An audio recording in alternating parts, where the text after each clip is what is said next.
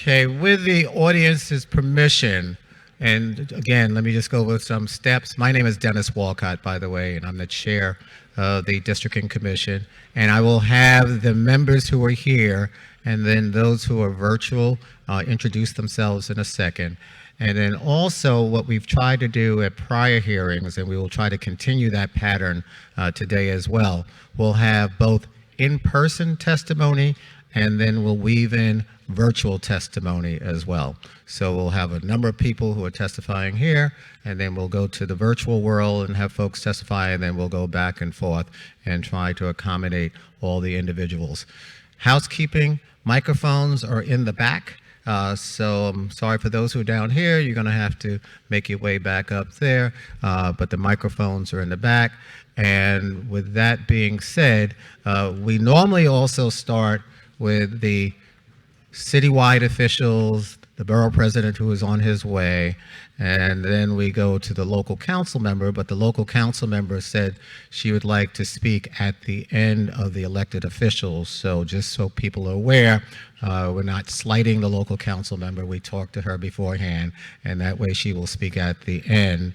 And since we do not have the BP yet, nor the public advocate yet, and the local council member said at the end, if I have the audience's permission, what I would like to do is start with a non-elected official first, and then we'll go to the elected officials. And I would like to call to the microphone Hazel Dukes, president of the state conference at the NAACP. So Hazel, would you be kind enough to lead us off?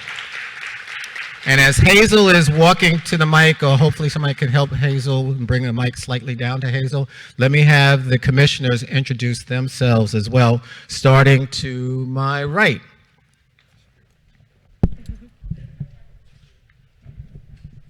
Good evening, everyone. I'm Kristen Johnson from Brooklyn. Glad to be in Harlem tonight.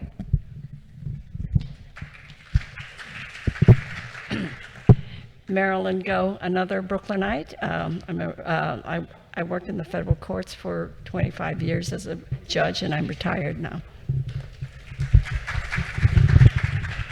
Good evening. I'm Dr. Darren Porcher. I'm from the Bronx, but I'm very familiar with the community here in Manhattan and more than happy to serve you as a community. So normally I don't go into detail with my introduction, but since I'm down the block from where I worked for 12 years, I will show off for once and say I'm Dennis Walcott. I worked 136 right off of Adam Clayton and at the New York Urban League for 12 years, and then down the avenue at 2090 Adam Clayton at Harlem Dowling Children's Service for 5 years. And then not born and raised here, but my parents born, raised, and lived in Harlem, and it's always a pleasure to be here, and I get my energy lifeblood from the community. So it's a pleasure to see all of you. Yes. Good afternoon. My name is Maf Misbah Udin. I represent Queens and the labor movement. Glad to be here in Harlem. Kevin Sullivan. I've lived in various parts of Manhattan for the past 40 years. And our executive director, John. Good evening, John Flatteau. Honored to serve as your executive director of this commission. Thank you. Thank you, John. And Kevin Hanratty is walking in as we speak. And then virtually, we have Yovan Collado, who is a virtual and a commissioner as well. Mr. Public Advocate, I saw you walk in somewhere, but with your permission, we're going to have Ms. Dukes kick us off, and then we'll flow from there. I think we have the borough president. Mark Lafee just walked in. I will get and to so Mr. protocol, I will let my borough president speak before I speak. Hazel, why don't you kick it off? He's insists. Yes. It's so good to have you back, Chairman Walcott, and the members of your commission. It's been a long time because we were closed in, and I haven't seen you for probably 3 or 4 years, but it's so good to have you here. And let me thank you and your commissioners for adhering to our call to come to this hollow ground, Schomburg, to have the hearing about those of us who live here.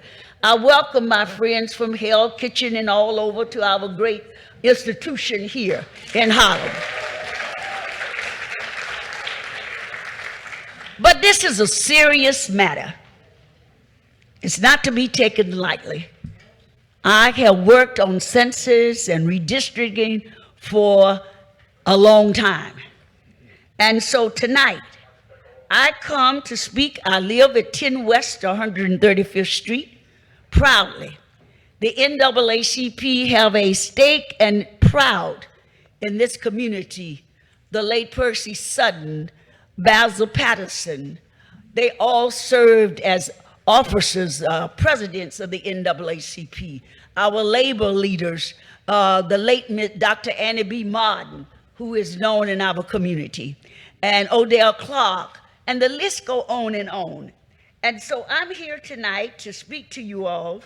I want to first, I express my gratitude for you coming here. It is important to consider the main elements mentioned in testimony shared by New York State Senator Cordell Clare, who is our senator of this great district, as well as Assembly Member Al Taylor and Inez Dickens. The proposed unit map intend to include more of the City Council District 9 community of interest and keep the existing area intact. One of the major inclusion in Manhattan sites. Some adjustments is possible, we understand that, to the unity map should include the Schomburg Plaza, Clinton Housing, Lehman Housing, Lakeview Apartments, Duke Ellington Circle, Boys and Girls Harbor, the African Center, and Harlem Meets. This would also make our district more compact. Finally, your first draft left our institution, our key institution, intact: Polo Grounds, Wrangler Houses, and Wrangler Houses. I would like to reiterate that this need to remain in our district. Please accept our deepest thanks. When we did the census, we look at culture, we look at people who worship together, our institutions, we look at our school districts that impacts and is really important for our community. We learn to respect our neighbors. We learn to live together. And so with this proposal that we have as unity map, it will most certainly bring us closer together and make us a full New Yorker in this district. This is Harlem. You say Harlem, but we have Harlems all over the world. But it's nothing like this Harlem and the place that you're sitting in tonight, one of the greatest institutions in the world. Thank you. Thank you, Dr. Dukes. Next up is the citywide public advocate, Jamani Williams. Public advocate. Here I am. Peace and blessing, love and light, everybody. Thank you to our chair and the commission. And before I start, you took some personal privilege, so I want to take some too. I used to stomp in Harlem, 145th St. Nick, Harlem School of the Arts. And before I was born, my dad was the residency director at Harlem Hospital when he did his, when he was a student resident there. So I just want to shout that out. May he rest in peace. Thank you all very much for giving me an opportunity to speak today. First, want to mention just where we are, and I will say I believe we are. You have a lot of burden because the former governor really messed up our census, and so our congressional lines were bad, and then our party unfortunately got a little greedy and tried to do too much on the state, and so our state lines are really bad, and so we have to try to make up for that. Unfortunately, that's going to fall here. I'd like to start by repeating what I said in last year's New York State redistricting hearings hosted by the IRC. Since the Reconstruction era, gerrymandering has minimized the impact of the votes of people of more color through cracking, which intentionally spreads voters of more color out amongst multiple districts in order to dilute their political voice, and packing, which intentionally concentrates voters of more color into one district in order to redistrict their influence. The drawing of districts has been a harmful political tool. District lines that ignore local neighborhood boundaries can result in an elected representation that is not reflective of community priorities or demographics. It is vital that representation in our local municipal districts is reflective of our neighborhoods and communities. Moreover, it is important that our communities of interest remain as a consolidated together. We have a once-in-a-decade opportunity to draw these lines. We must use it to ensure fair and accurate representation for all New Yorkers. This should be prioritized by the people who have experienced the most marginalization from the process in the past. All New Yorkers should have an opportunity to play their part in voicing concerns and hearing from leaders about the process. Transparency is key in alleviating the harms I mentioned today. Transparency, along with accountability and adequate feedback from the public, will be key to the success in making our communities not only feel seen and heard, but also in ensuring representation reflects the diversity of the realities of our neighborhood. Here are some of the concerns my office has heard from some community residents across the city. Of course, it is not comprehensive. In the Bronx, the Ebony community is split into 2 different council districts, CD 13 and 15.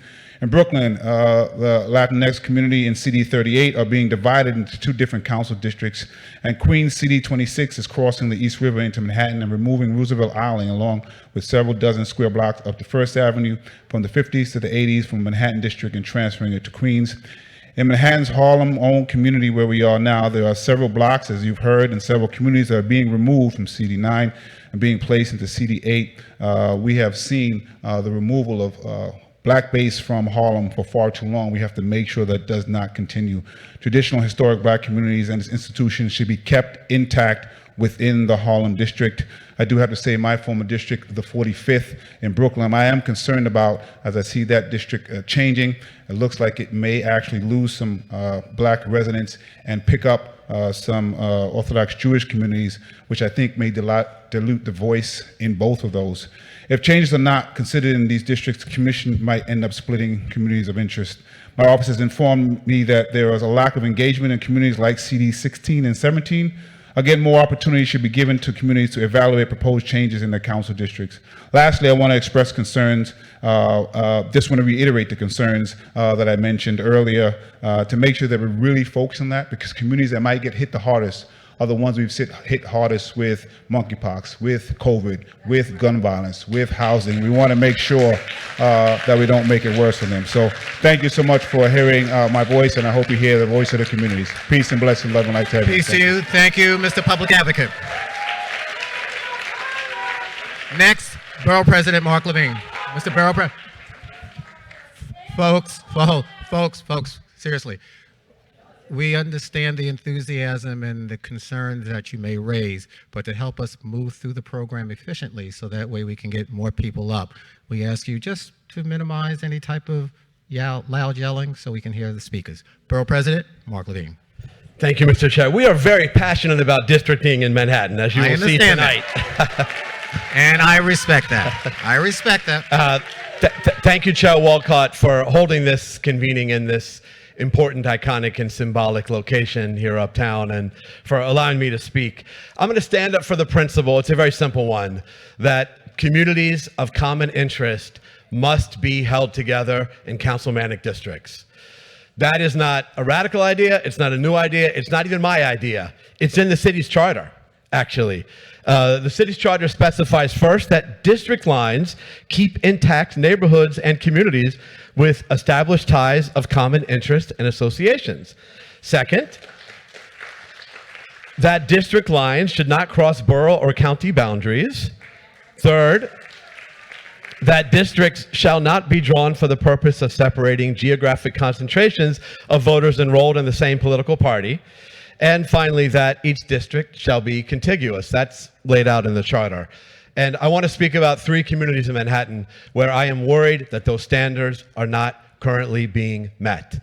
I'm going to talk first about Harlem, second about Roosevelt Island and the adjacent areas of the Upper East Side, and third, I'm going to talk about Hell's Kitchen. I want to entirely associate myself with the remarks of the great Hazel Dukes and reiterate that Harlem for generations has been the epicenter of Black political power, not just in Manhattan, but citywide and really nationally. And that it is absolutely non-negotiable that this district remain intact and empowered with a very strong block of Black voters so that that tradition, that organizing base, that political power is not diluted. And I agree with the suggestions of Dr. Dukes and others here that the current proposal can be improved by, among other things, putting in places like Schomburg Plaza and River, Lakeview, and Lakeview as well, and a few others that, that Dr. Dukes mentioned. Next, I want to move on to Roosevelt Island. Roosevelt Island is unambiguously part of the borough of Manhattan, period. It has strong transit links. It has employment networks, family ties, common community associations, deep history that link Roosevelt Island to the mainland of Manhattan. That is just undeniable. And so I object to the fact that Roosevelt Island would be put into a council district centered in Western Queens. That would undermine this history and the important links. And likewise, I object to the fact that nearby parts of the Upper East Side on the mainland, around Sutton Place and specifically between 54th and 79th Street, would be put in that same Western Queens district. That would mean that a single community board, a single neighborhood, the Upper East Side, Community Board 8, would be divided amongst 3 different councilmanic districts. And that is not acceptable. It doesn't conform to the principle that the charter lays out about keeping communities of common interest together. And so I object to that piece as well. Next, I want to talk about Hell's Kitchen. This is another community with a unique identity, a strong identity rooted in a history of the arts, common challenges today, including affordability, struggles confronting the opioid epidemic, and much more. It is a strong community that holds together. And the current proposal would divide it amongst not 2, but 3 different councilmanic districts. And you can look at one single intersection at 10th Avenue and West 49th Street and see that it's divided amongst 3 districts. There is a better way. I support a plan that would allow District 3 to follow the border of Broadway up to 55th Street, as the district is currently drawn. District 4 could go as far west as Broadway, rather than as far west as 10th Avenue as currently proposed, and should follow Broadway to Columbus Circle. The proposed District 6 should only go as far south as 54th Street. So I've laid out now plans in each of these 3 communities to keep these neighborhoods of common interest together, united in this map. I understand that map making is challenging. Manhattan gained a lot of population in the census. That's a good thing. And so there's going to have to be changes. But I implore you to ensure that those changes do not undermine the history, the community bonds, and the deep ties that bring together Harlem, Roosevelt Island on the East Side, and Hell's Kitchen. Thank you so much. Thank you. And thank you, Borough President. Next is Councilmember Abreu. Councilmember Abreu.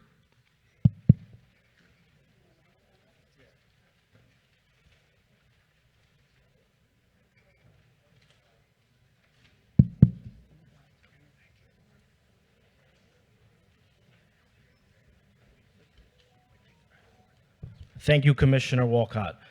I am Councilmember Sean Abreu, and I represent District 7 in Northern Manhattan. I am here tonight to express gratitude to the Commission for their thoughtful work on the preliminary maps, at least in my district, and to ask the board to make some modest but crucial adjustments to the District 7 borders. I'm here to ask that you save the 160s. I understand that District 7 must lose some ground to District 10 in order for District 10 to grow. But at a minimum, District 7's northern border should extend to 165 west of Fort Washington Avenue and to 163rd Street west of Broadway. I grew up on 161st and Fort Washington, and nothing brings me more pride than representing the block where I grew up. And because I grew up there, I know that the lower 160s form their own distinct community that cannot be broken apart. Sports were a big part of my life as a kid. And the most important team I ever played on was the 161st Street stickball team. Our beloved opponent was the 162nd Street stickball team. We built our whole lives around that little rivalry. And as we got older, the bond we shared only grew stronger. My understanding of the needs in this area is what drives my work today. As council member, I have invested heavily in parts of the 160s that are at risk of being absorbed by District 10. I secured $1.2 million for Lily Brown Playground, located between 162nd and 163rd Street and Riverside Drive, currently out of out of the district of the preliminary maps. I secured $1 million for PS4 on 160th and Amsterdam to upgrade their school. I allocated over $50,000 to Riverstone Senior Life Services at 99 for Washington, where I have also advocated for senior traffic zones. That's on 163rd and Fort Wash. Working with the Parks Department and Department of Transportation to make desperately needed repairs to the sidewalks and implement loading zones for deliveries from 160th to 165th on Riverside Drive. And just this past weekend, my office hosted a massive block party on 161st Street between Riverside and Fort Washington Avenue that brought together the entire community, including Mayor Adams, who recorded and tweeted a video discussing the value of representation to this community. I'll say 2 tweets at that. Washington Heights has always been represented by 2 council members. This not only protects the voice of a historically marginalized Latino community, but also results in coordination and cooperation between the 2 districts, ultimately increasing funding for programs that serve constituents across district lines. If large portions of the 160s were to be cut entirely from District 7, the poverty and needs in District 10 would increase dramatically, all while the voice and influence of the people in the lower 160s would decline. The ultimate effect would be dilution of the Latino vote, denying this demographic a voice in their local representation. With the majority of Upper Manhattan's Latino population cracked and packed into District 10, Washington Heights and New York's Latino community will lose critical representation. To the extent that District 10 must pick up additional ground from District 7, it should grow down to 155th east of Amsterdam. I would also like to lend my support to the request from the people of District 6 that the most northern part of their border form a straight line down 96th Street. My current lines now go down to 95th Street. We're saying go 1 block up. This is a natural barrier and forms a clean, compact border between District 6 and 7. Finally, it is crucial that the borders proposed for District 7 and the preliminary map remain unchanged. Manhattan Valley must remain a part of District 7. Manhattanville houses and Grand houses must remain part of District 7. I am very grateful to the Commission for protecting the integrity of the district by maintaining those boundaries in the preliminary map. Thank you so much. Thank you, Council Member. Next would be Council Member Lewis. And also, just so you're aware, both microphones are working, so you can go both microphones. Council Member Lewis? Okay, I just couldn't see you.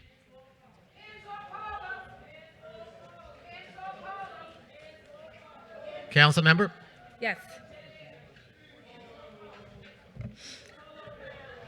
Council Member, thank you, folks. Good afternoon, Chair and Commissioners and everyone that's here today. I agree, hands off Harlem. I'm here and I'm standing in solidarity with everyone here. My name is Councilmember Farrah Lewis. I represent the 45th Council District. I know I am in Manhattan, I'm not in Brooklyn, but I'm here today because of some discrepancies with the process, making sure that I'm here in solidarity with people from my district who couldn't make it out yesterday, but are here today. So that's homeowners, business owners, on virtually as well as in person. And we're here today to oppose the preliminary map by the Commission that was proposed in July, removing deep-rooted community interests and historical aspects that have been in District 45 for generations. While we're aware that the Commission has an obligation to adhere to the charter to redraw lines to address changes in population, we are also fully mindful CD45 must grow because the deviation is lower than the required population for this district. The area the Commission has proposed would increase West Midwood and parts of Borough Park, negatively impacting the beauty and strength of Council District 45 that has always been predominantly Black and Caribbean.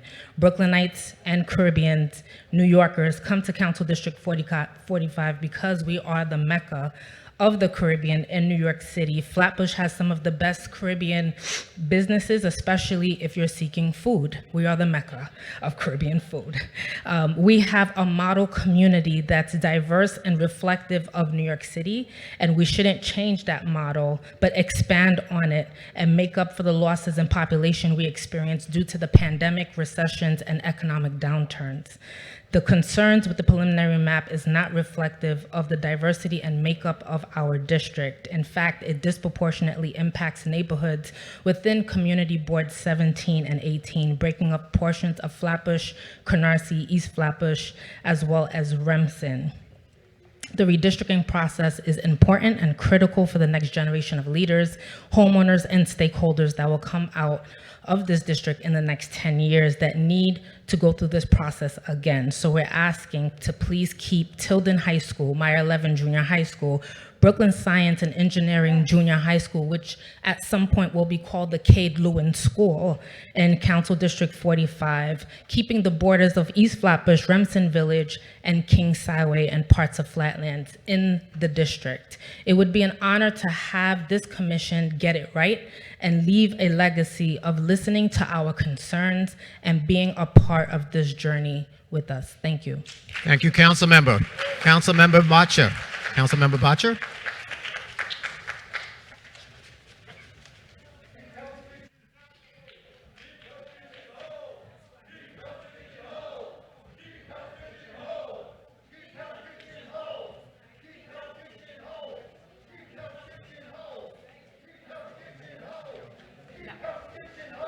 Council Member.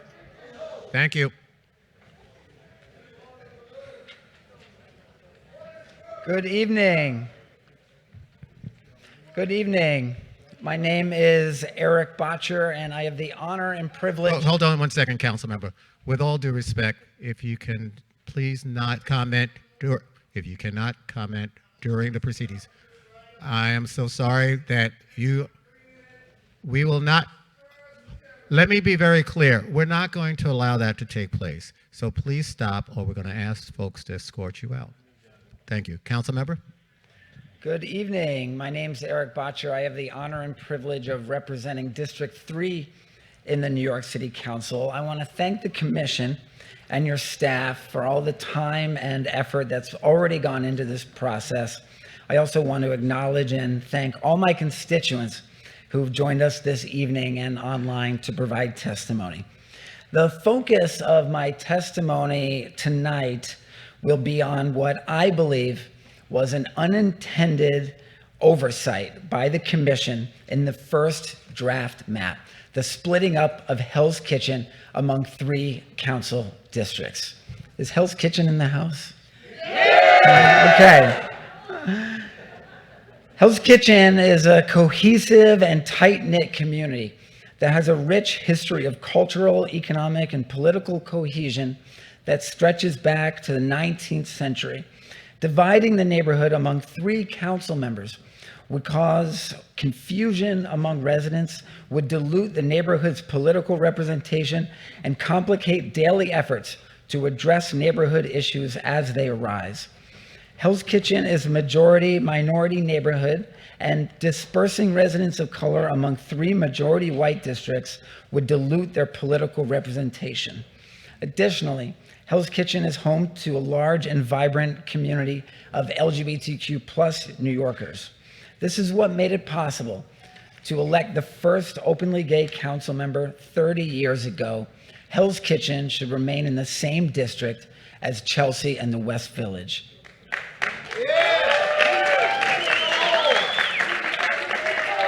It's important to keep the majority of Broadway, off-Broadway, and off-Broadway theaters within the same council district as Hell's Kitchen. To do this, Broadway should remain the longitudinal dividing line between districts 3 and 4. For over a century, Hell's Kitchen has been home to many New Yorkers who earn their livelihoods in the performing arts. Ticket takers, ushers, musicians, cabaret singers, restaurateurs. Our theaters should be in the same district as buildings like Manhattan Plaza, where 70% of the residents are in the performing arts. Drawing a new map for Council District 3 is not an easy task, as our district must shrink in size significantly due to the population growth we've experienced over the last decade. But this is accomplished with the unity map for Council District 3. I can only speak for Council District 3, but we like the unity map because it keeps Hell's Kitchen whole while also accommodates what we need to do and keeps us within that 5% population deviation.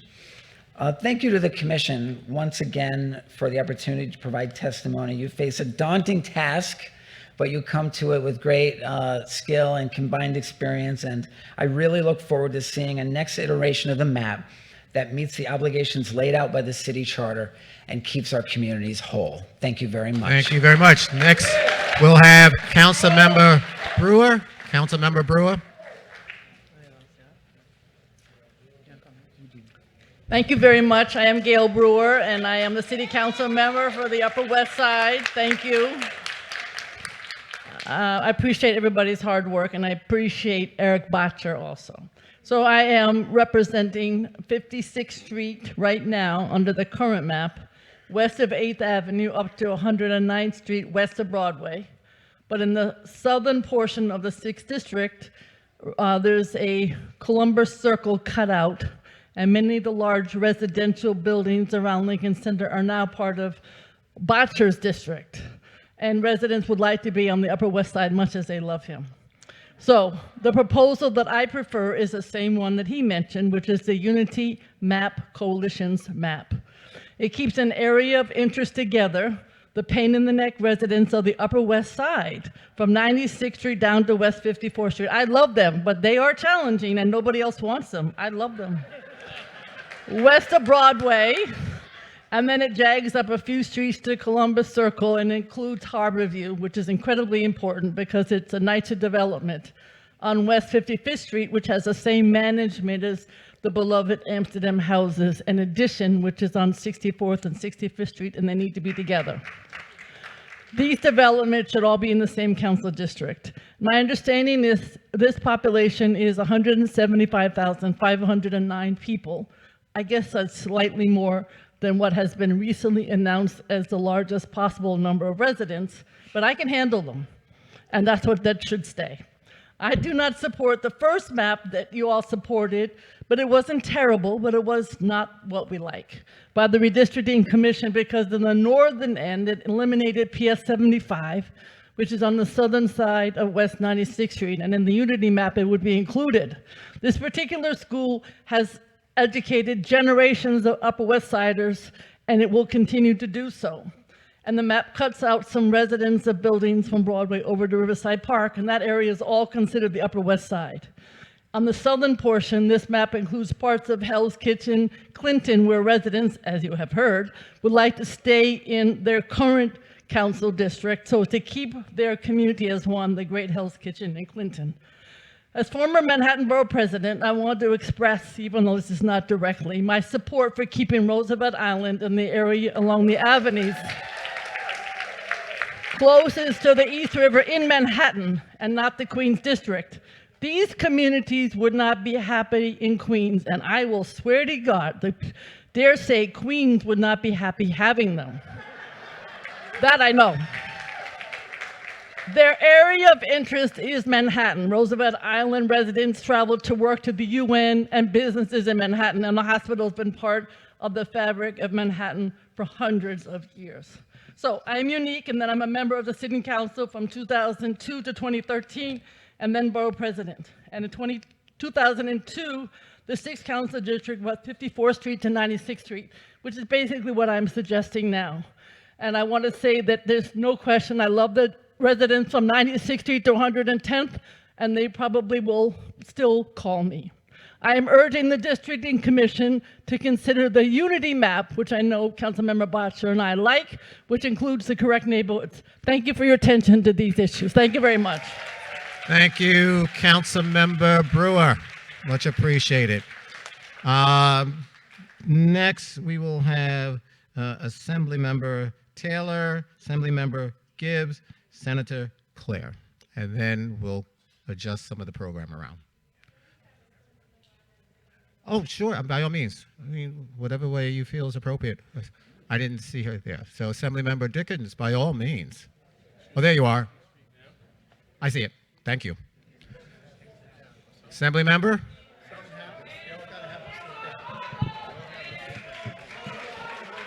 Hands off Harlem. Hands off Harlem. Hands off Harlem. Hands off Harlem. Hands off Harlem. Assemblymember? Thank so much. Assembly member, I am with my colleague, Senator Claire, and Assembly member Al Taylor, Eddie Gibbs. But I also want to mention too, the great city council member, Gail Brewer, that in the 9th, when I was in the city council with her, went down to 96th Street for the Upper West Side. So that was part of the 9th district, which was part of Harlem. I just wanted to remind her about that, right. You know, so we don't forget.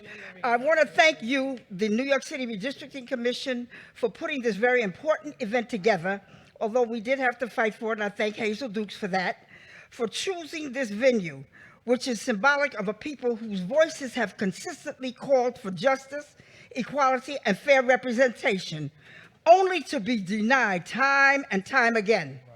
On behalf of our community, our village that I represent, formerly as a member of the New York City Council, where the map that is being used now from 2012 is the map that I drew and got approved.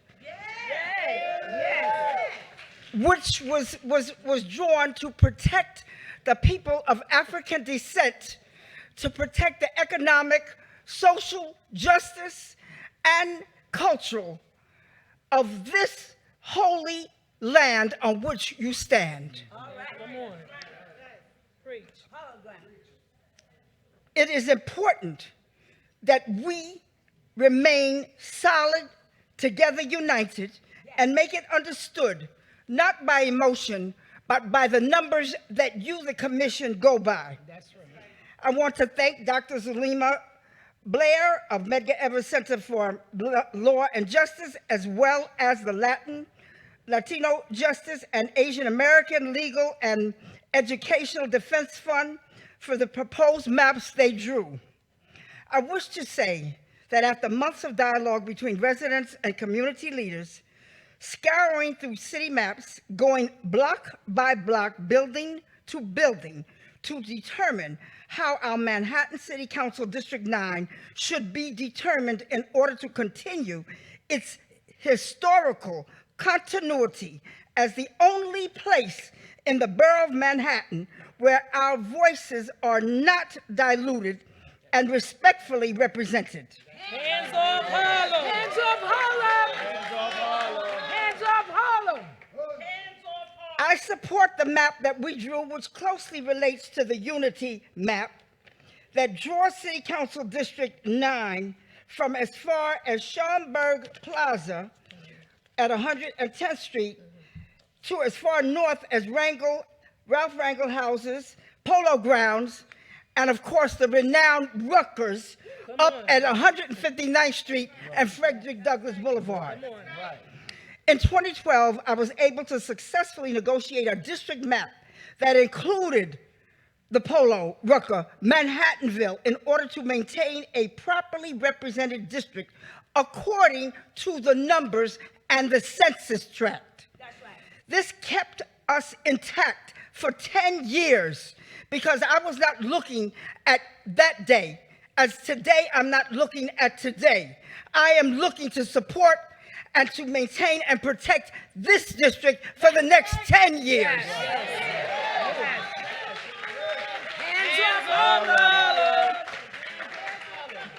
I have suggestions for what can go into District 8, represented by Diana Ayala, in keeping the Manhattan Valley, Bloomingdale region in Shauna Brew's district, that will help them to maintain their cultural continuity while, of course, protecting Council District 9.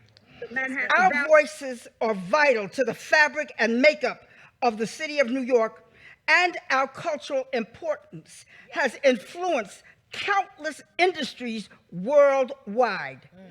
This has only been made possible through our connectivity as a one united community of the African diaspora. We are a strong and dedicated village that is often impacted by the decisions of others. That's right. Which is why our voices must remain wholly intact. That's right. For the issues that lie ahead of us. Come on.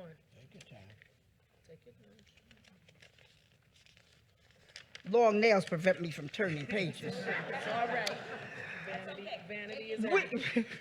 We must speak for ourselves when it comes to the arrival of the Second Avenue subways or the impact of congestive pricing, the fight for community control over affordable housing and housing lotteries, or even the ongoing debate of public safety.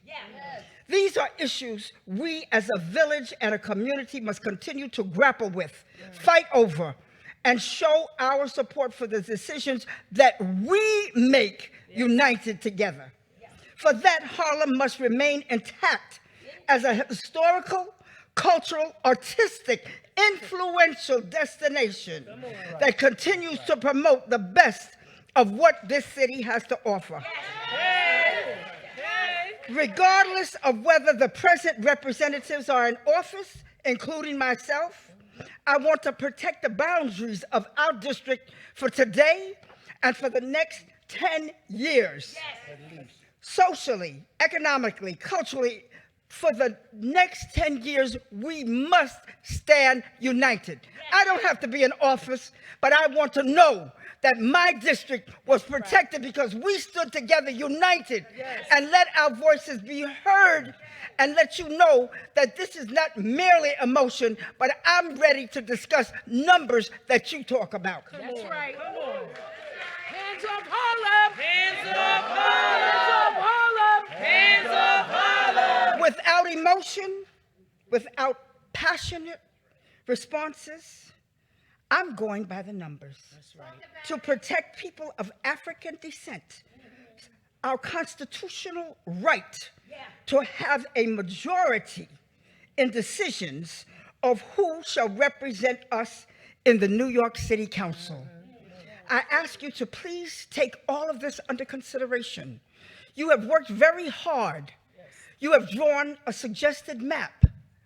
We're asking you to take into consideration the things that impact upon the people that live and reside in this district, both those that have come into the district and those of us that have continued to live and fight, the indigenous population that has made this the jewel that Harlem actually is, the crown jewel.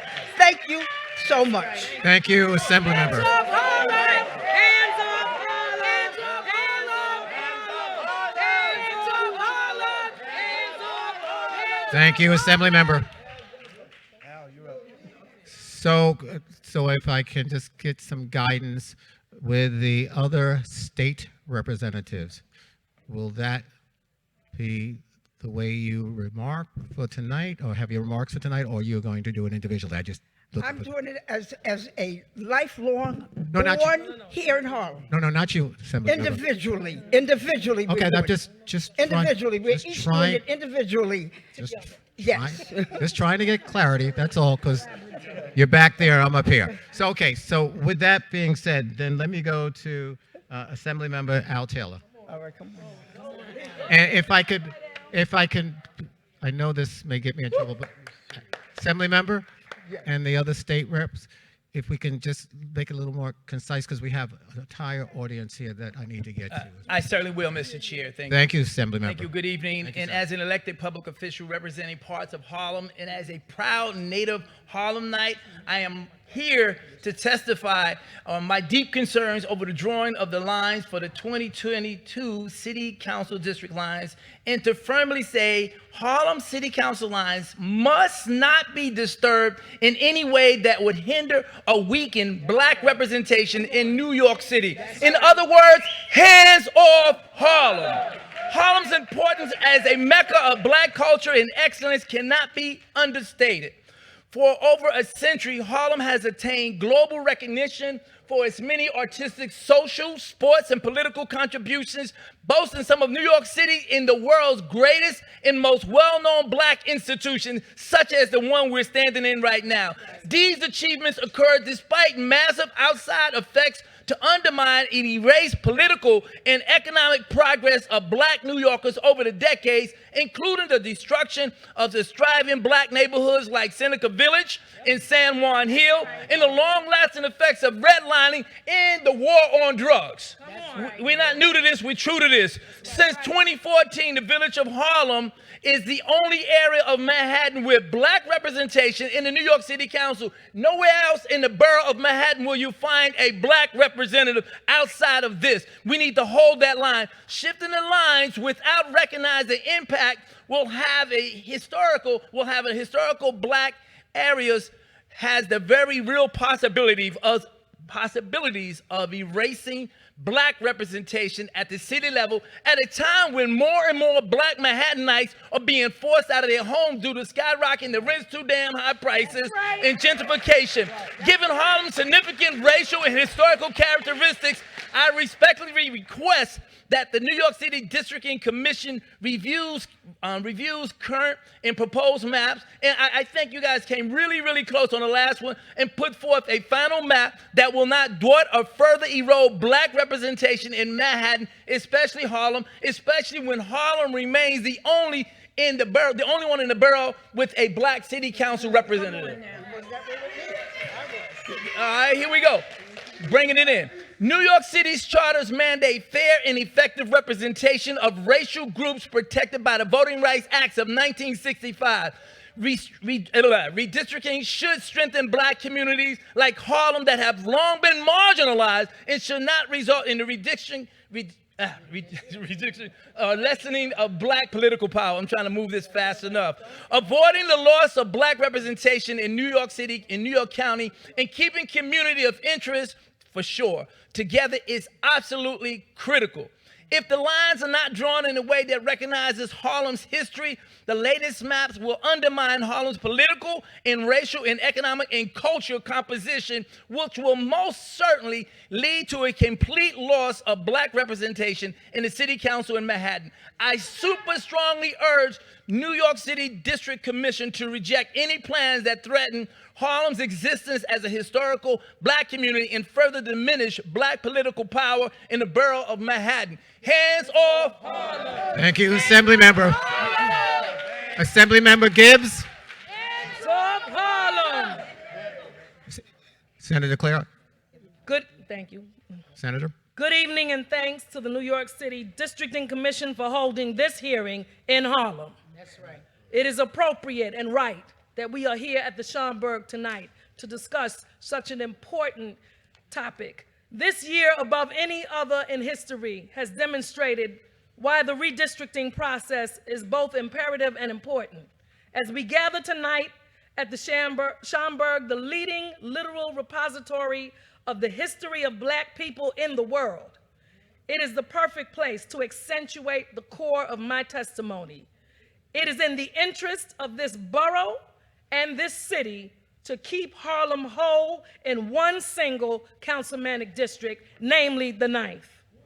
Just as the Schomburg has opened the eyes of black people here in Harlem and all over the world, providing them with a singular collection that accurately reflected their shared and lived experiences, Harlem's 9th district throughout my entire life has always been a plurality black district, the only of its kind in the borough. To subdivide it in any way would be like swapping the Schomburg with Madison Square Garden. Unthinkable. Since 2014, the village of Harlem is the only area of Manhattan with black representation in the New York City Council. Shifting the lines without recognizing the impact it will have on historically black areas has a very real possibility of erasing black representation at the city level, which is the most local level of government, at a time when more and more black Manhattanites are being forced out of their homes due to skyrocketing housing prices and gentrification. The solution is clear. Hands off Harlem. Hands off Harlem. Hands off Harlem. Hands off Harlem. It's the theme I have used in many communications with the commission.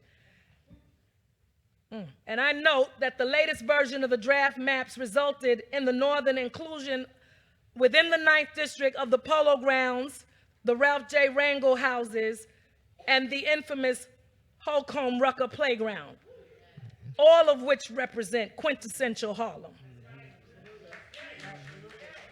However, to ensure that Harlem is kept whole and remains a plurality Black district, the following areas to the south must be included in the final version of the 9th District. The Heritage, known as Schomburg Plaza, bearing the name of this institution. Lehman Houses, Lakeview Apartments, Duke Ellington Circle. That's right. Boys and Girls Harbor, the Africa Center. That's right. And Harlem Mere, including the gate recently named after the exonerated five. Each of these areas are part and unique to historic Harlem and belong in the 9th District. As you move north to south, the 9th District should start at Rucker Park, Polo Grounds, and rightly end by including the Harlem Mere and the other areas mentioned. All of these areas enumerated above have been part of the 9th District for years. They have proven to meet the legal, constitutional, and statutory tests such as contiguousness and fair and effective representation.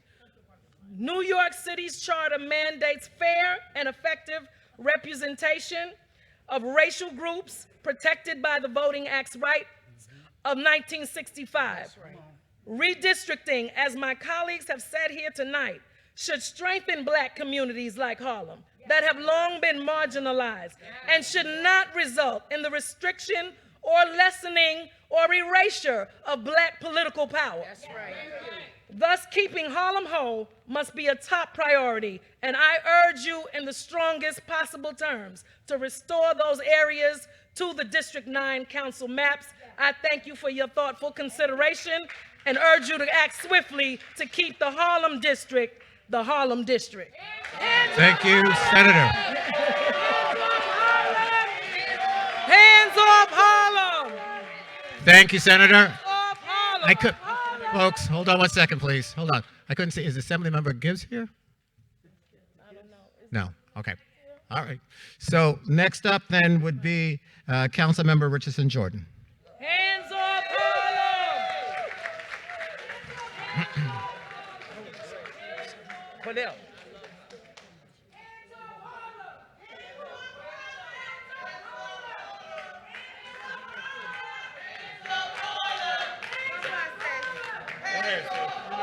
Okay, thank you. Thank you. Thank you very much. Councilmember? Hi, everyone. So my name is Kristen Richardson Jordan, and I am that voice that people have been talking about. I am City Council member for District 9 Central Harlem. I think it's important to start with the truth. And here's the cool thing about me being an activist as opposed to a typical politician. It's not actually about the elections for me. It's not about the political games. And so instead of having dog and pony shows, let's talk about facts. Right. The fact is, we cannot keep the old map. We can't. We fell below 50% Black plurality in the last census count. It is insulting to hear people talk about Black history, heritage, legacy of Harlem and then advocate for keeping the old map. That does not work. That does not reflect us. Right. Harlem. Councilmember, hold on one second, please. Hold on. Thank you very much. Councilmember, folks. Councilmember has the floor. Folks, sir. Sir, thank you. Councilmember. Talking about? What is he talking about? You're clapping and he made no sense. Please, Councilmember, please. Thank you. I am third generation Harlem. And I love the Black heritage and history and culture and pride of this district. And make no mistake, I love every single block, every single building. And there is nothing you could touch in this district that wouldn't have history. There is nothing you could remove that wouldn't have history, because it's Harlem. But we need to make sure Harlem has a Black plurality. It is essential. And the current map, I want to commend the commission, because the current map restores our voting rights and restores us to a 50% Black plurality. And I also would like to clear up some misinformation, because the current map keeps all blocks above 116th Street. There is no Polo Grounds moving. And the current map keeps all blocks west of Fifth Avenue. So let's stick with the facts. The fact is that the current map restores our voting rights as a Voting Rights Act district, as a majority Black district with 50% of the vote. And I will say right here, right now, that as city council member for District 9, and the one who has a vote, I will not vote for any District 9 map that does not restore our voting rights and our Black plurality. Now, for those who are interested, we have fact sheets. We've been giving them out at the front and the back, and we'll be around. I also have a town hall on September 12th, where I welcome the community to come and talk to me more. We've been having conversations, but talk more about this. I am open to ideas, but we cannot keep the old map, and people should not be advocating for the old map. Thank you. Thank you, council member.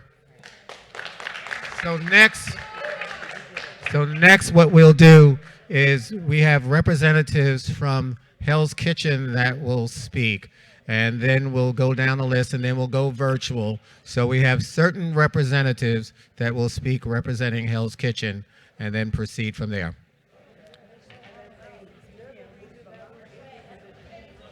Okay. So it'll be, so all the folks know that what the guidelines are. It will be 6 people speaking for a minute each, and that way we'll have the Hell's Kitchen represented through their speaking time. So if we can have quiet so we can proceed with the next phase. Shh. Thank you very much. Council member, if you can, you ready? Okay. Good evening, and thank you for your attention. My name is Alita Lafargue. I'm the president of the Manhattan Plaza Tenants Association. I'm here representing 3,500 people who live in Hell's Kitchen. I was born and raised in Hell's Kitchen, and I have learned through good times and terrible times the value of a strong community.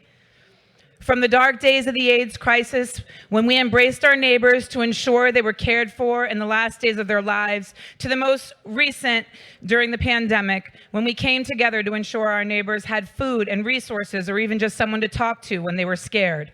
As you can clearly see by how many of us are here this evening, as well as the many, many emails that I'm sure you've received in opposition to this proposed split, we are a deeply committed and organized community. Please do not break up our home. I humbly ask you to please keep Hell's Kitchen whole. Thank you. Thank you. Next from Hell's Kitchen. Thank you very much. Hello, my name is Christopher LeBron. I'm a former policy director at New York City Council. I'm born and raised in Hell's Kitchen. In fact, over the last assembly race and primary, I was one of the last Puerto Ricans to run for a public office. Hell's Kitchen, defined by our traditional borders, is 59th Street to 34th Street, 8th Avenue to the Hudson River. Over the census, we have grown as a majority-minority community, something that is rarely seen nowadays, and I'm very proud of it. I'm here speaking today to support the Unity Map.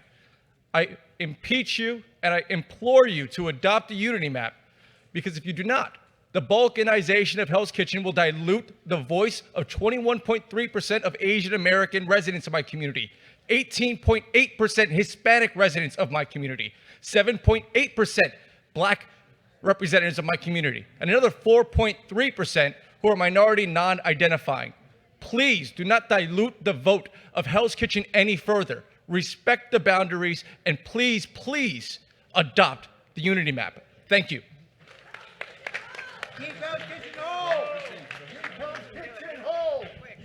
Hello, my name is Christine Gorman, and I'm the president of Hell's Kitchen Democrats. Also a founding member of Hell's Kitchen Neighborhood Coalition.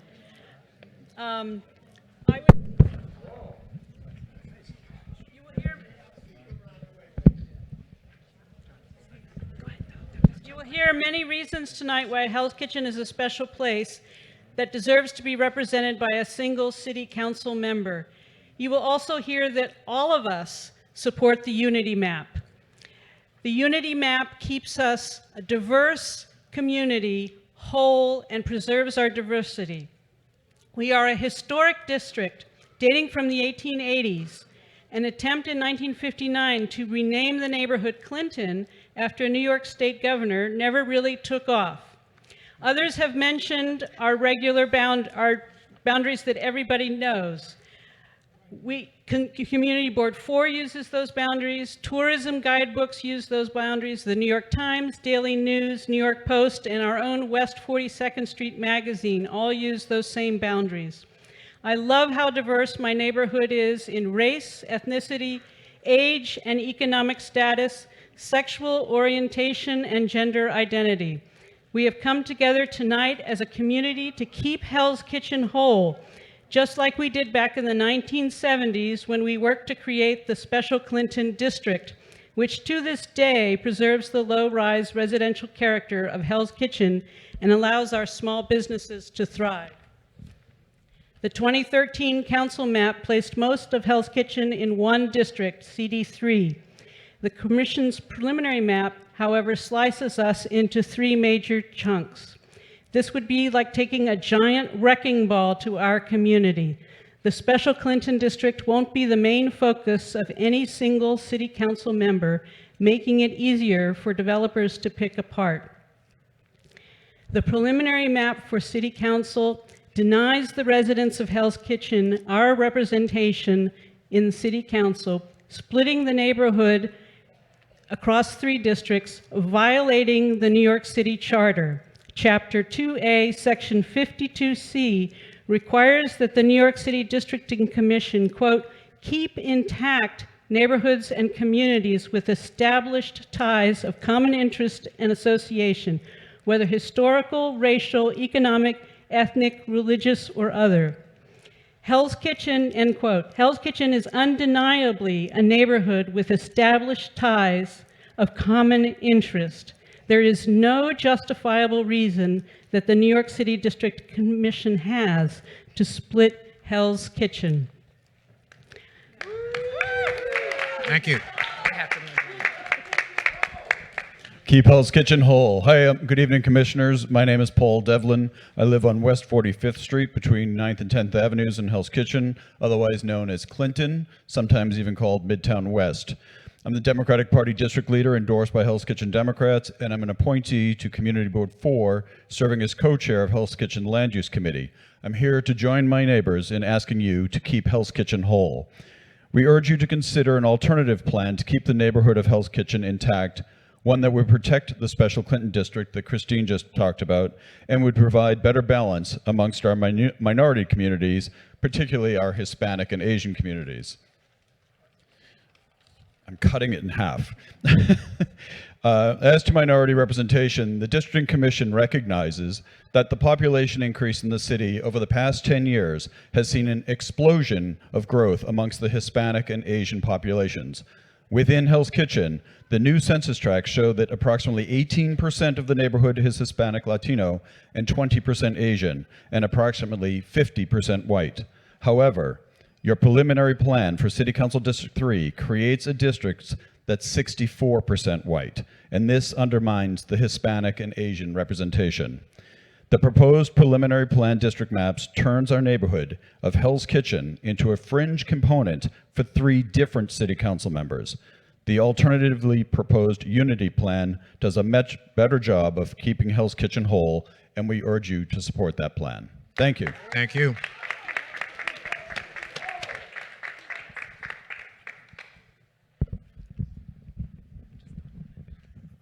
it. So, hey everybody, my name's David Stewart. I've been a Hell's Kitchen resident for 22 years. I was born in Manhattan. I've been a community leader for about a decade, and I'm currently leading the 45th and 46th Street Block Association in Hell's Kitchen. I represent several hundred folks. I think some other folks have said here tonight that, and I hope I have everybody's attention, because I see a lot of PhDs and doctors and honorables and monsignors up there. So I just want to stress that you guys seem like a very serious group, and you have an incredible burden in front of you. Other people have said the same thing, so I hope I have your attention, because that burden actually is going to impact people's lives. So one of the things I wanted to mention, I think Christine mentioned it, was that the charter says that you have to consider a neighborhood. And let me just read some remarks I made.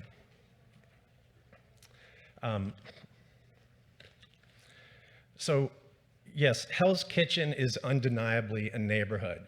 If you look back at the history of Hell's Kitchen, back from in the 1800s when the meatpacking district there and the slaughterhouses were there, and ostensibly that's where Hell's Kitchen got its name, all the way up to the present day where we have borders with we have 42nd Street, we have Times Square, we have Jerry Seinfeld had a show there, we have all kinds of culture there, and if you look around our neighborhood, you can see folks from street performers all the way to Broadway performers everywhere you go. There's a small playground in our neighborhood called Matthews Palmer. On the wall of that is a mural that's been there for 50-odd years. And one of the things I just wanted to mention, the folks from Harlem, my neighbors from Harlem, and all the neighbors that you see from around here, I'm surrounded by neighbors that live in proximity to me in Hell's Kitchen. But one thing that you have to understand about a community is it's not just district lines. There is like the people of Hell's Kitchen literally have built that community with their lives, with their blood, with their sweat and their tears. Literally, that is not hyperbole. And right now, Hell's Kitchen is going through we have the highest crime rate per capita in Midtown North, the second highest in Midtown South.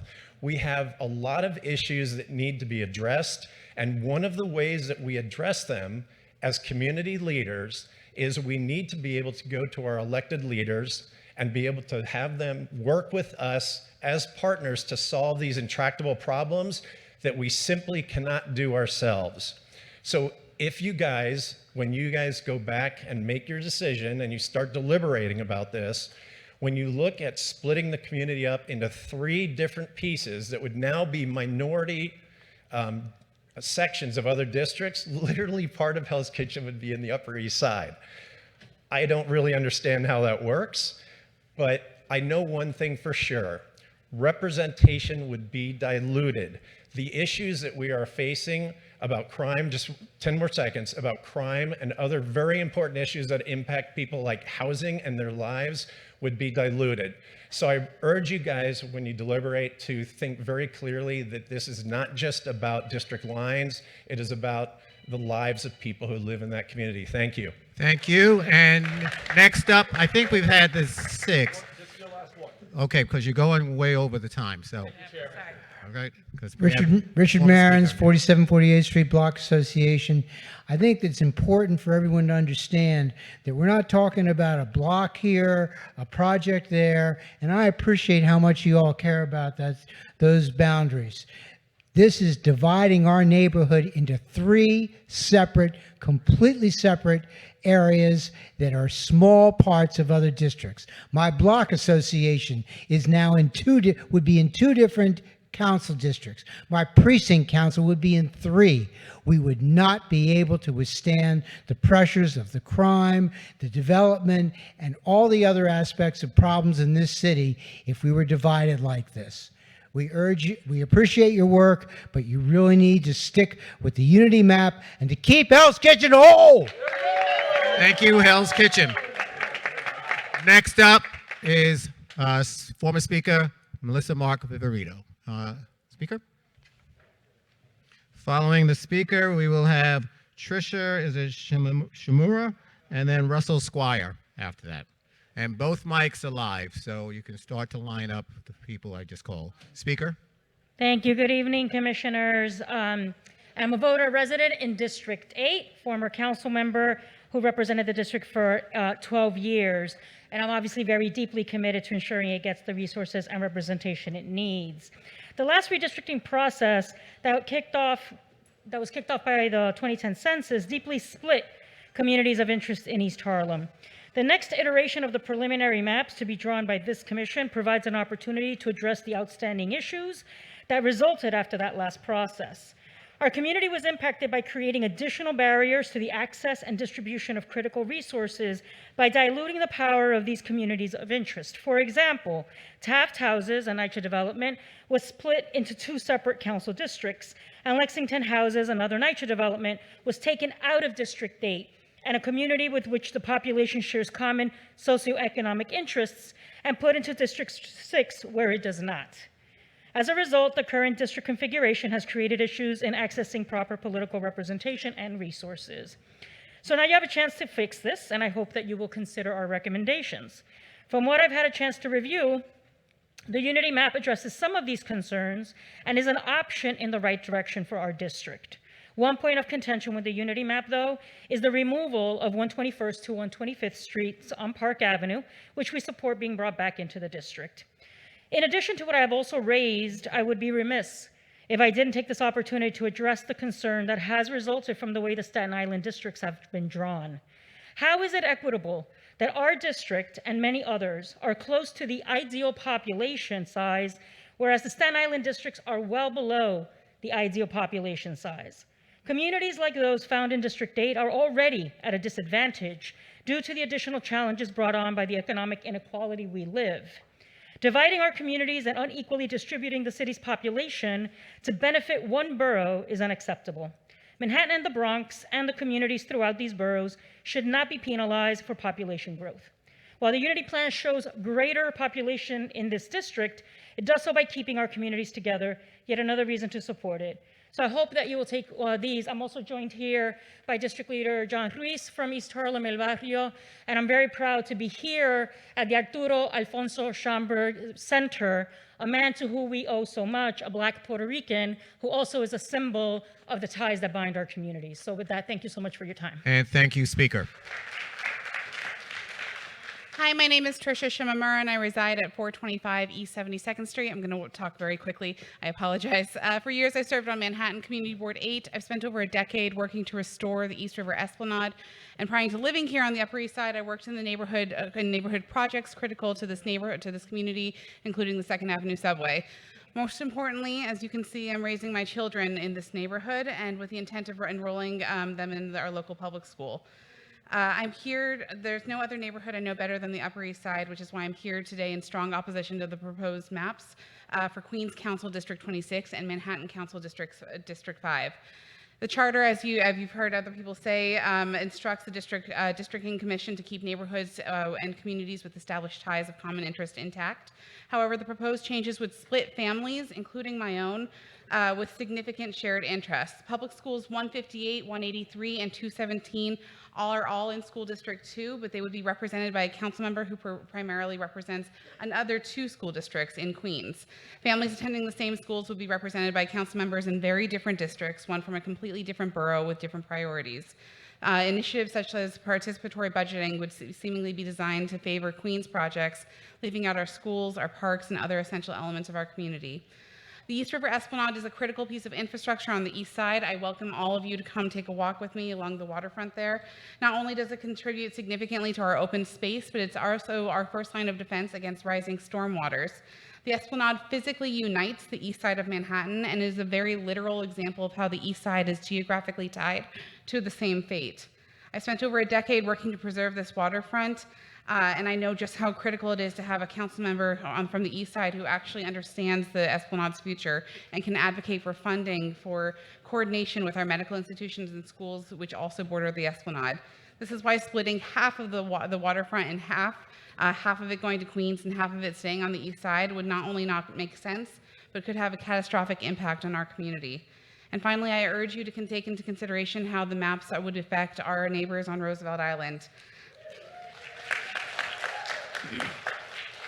As I'm sure you'll hear from my neighbors in the future, the redistricting proposal would create 3 separate representatives for Roosevelt Island's subway stop, as well as its 2 adjacent stops. This is a neighborhood that already has already suffered from a diluting of their representation. To make these changes would further take away their advocacy from those who rely heavily on this transportation infrastructure. For all of these reasons, I urge you to reconsider these maps and to keep our Upper East Side and Roosevelt Island together. Thank you. And thank you for your testimony. Before the next speaker, I just want to introduce Greg Kirschenbaum and Lisa Soren, who have joined us from the commission as well. And also, you should just be aware that we are having the proceedings transcribed as well. So we have someone here who is doing the transcriptions, just so you're aware. Sir. Thank you. Russell Squire? That's me. Okay. Yeah. Thank you to the Commission for allowing me to testify this evening. My name is Russell Squire, and I'm the chair of Community Board 8 Manhattan, which is comprised of the Upper East Side and Roosevelt Island. We are very concerned that the Commission's draft map would put parts of the Upper East Side and Roosevelt Island into Council District 26, a district that has previously been located entirely in Queens and would continue to be a predominantly Queens-based district. CB8 passed a resolution expressing our opposition to the draft maps, and I will testify about some of the points in the resolution. I'm joined by many others from CB8 and the East Side who are here to testify and express their opposition to the current draft. I want to thank the public advocate and the borough president, Councilmember Brewer, for expressing their support for our position here tonight, and Councilmembers Powers and Menon for expressing their support of us earlier today.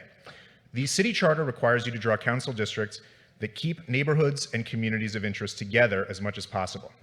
The draft map does not do this. The map separates a strip of the Upper East Side from the rest of the neighborhood. It also separates Roosevelt Island, an integral part of the East Side of Manhattan, from the rest of the community. The map combines these set-off areas with parts of Queens with which they have little in common. In addition, the parts of the East Side that has been added to District 26 includes multiple major hospitals and healthcare institutions. Community Board 8 is proud to have these institutions within our community, and it is critically important that these hospitals be included in the same council district as the surrounding community, District 5. The city generally looks to the local council member for guidance on land use and other issues in the member's district. We want to make sure that the same Manhattan council member who represents the area containing the hospitals also represents the surrounding neighborhood. We're very pleased and appreciative that Memorial Sloan Kettering, the Hospital for Special Surgery, and Rockefeller University have added their voices to the opposition to the draft map. Taking these hospitals out of District 5 and putting them into District 26 would also distort the provision of services in Manhattan and Queens. It would make it appear that District 5 is underserved with respect to healthcare infrastructure when it is not, and make it look like District 26 has extensive healthcare facilities, despite the fact that they would be concentrated in Manhattan and away from the Queens portion of that district. CB8 Manhattan was one of only 3 community boards that provided input to the commission prior to the release of the draft map. Unfortunately, our request that our community in Roosevelt Island be kept whole and together was not adhered to. We ask that that be rectified in the next round of the commission's work. Our resolution includes a draft map that keeps our communities whole while still abiding by the numerical adjustments that are necessary to bring our council districts in line with the target population number for council districts. I strongly urge you to adopt our proposal, not add part of our community to District 26. And let me just add, many of us who are here tonight joined the hearing that took place in Queens last week, and so we are very proud to add our voices to theirs to explain why the proposed map for District 26 does not work. I would be happy to answer questions that the committee may have or provide additional information. I understand that time doesn't permit that this evening, but in future, if you want to get back to us with questions or for additional information, we're happy to provide it. Thank you. Thank you for your testimony. Next up will be Meryl Brodsky. Is Meryl Brodsky here? Okay, Meryl Brodsky, Paul Devlin, and Deborah Gaffney. I'm Paul Devlin. I already spoke. Thank you. Okay, all right, thanks. I'm very happy to follow up my friend Russell Squire, who I know to be a very formidable chair of the community board, and this is what this is all about. I'm Meryl Brodsky. I'm a district leader in the 73rd Assembly District, Part A. That extends from East 63rd to East 32nd Streets and comprises council districts, both 4 and 5.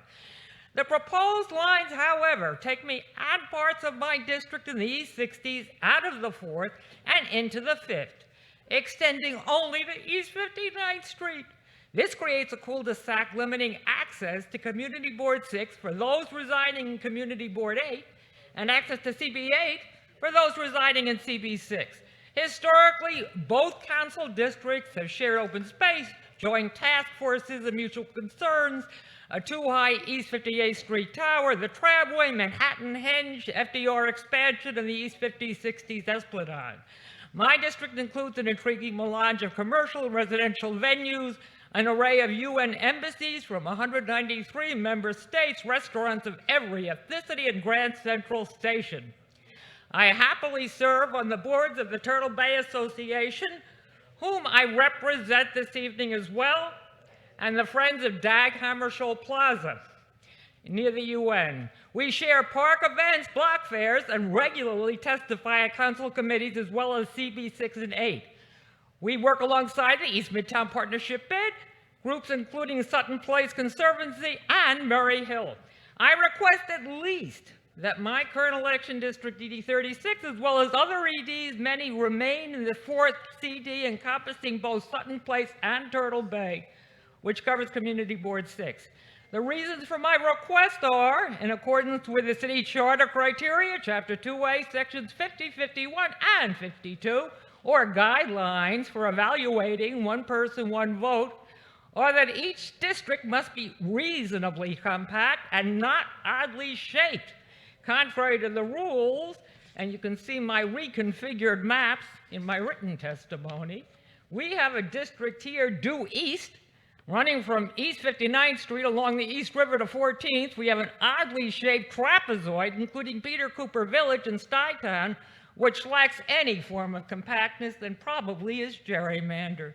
The western portion, extending from Central Park South to the West 50s, or loosely Hell's Kitchen, if taken together with a long extension running from the 5th Avenue Apple Store at 59th to East 95th near the entrance to Central Park, resembles a firearm with a cylinder, a barrel, and a grip. If changes cannot be made, the whole configuration could be shot down. I attend the CB8 Voting Reform Task Force, which deserves credit for putting redistricting on the front burner and creating a great resolution keeping much of Districts 4 and 5 intact. A similar resolution was approved by the CB number 6 Budget and Governmental Affairs Committee. I am pleased to hear advocacy for the East 60s as well as that of the Sutton Place Conservancy in the East 50s. Note, without the amazing assistance of Citizens Union Dan Kaminsky, we would not even have interactive instruction or maps. And many thanks to everyone whose testimony we hope will have auspicious results. Thank you very much, Commissioner. And thank you for your testimony as well. Next will be Lynn, is it Shanaski? And then District Leader William Smith. And then after that, we'll be going virtual.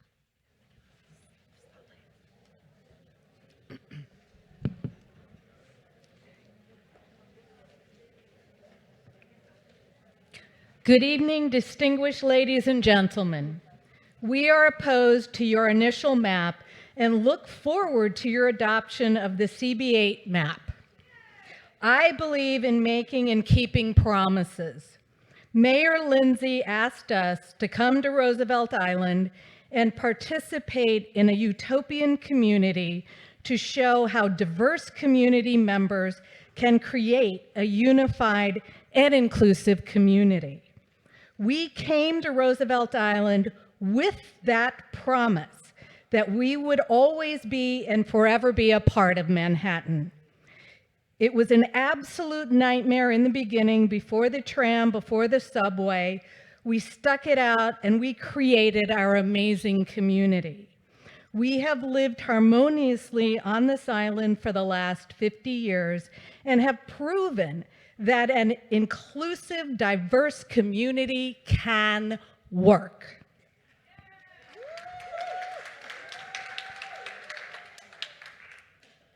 If you put us in Queens, you break the promise that was made to many of us, specifically that moved to Roosevelt Island for what we were promised, that we will always be a part of Manhattan.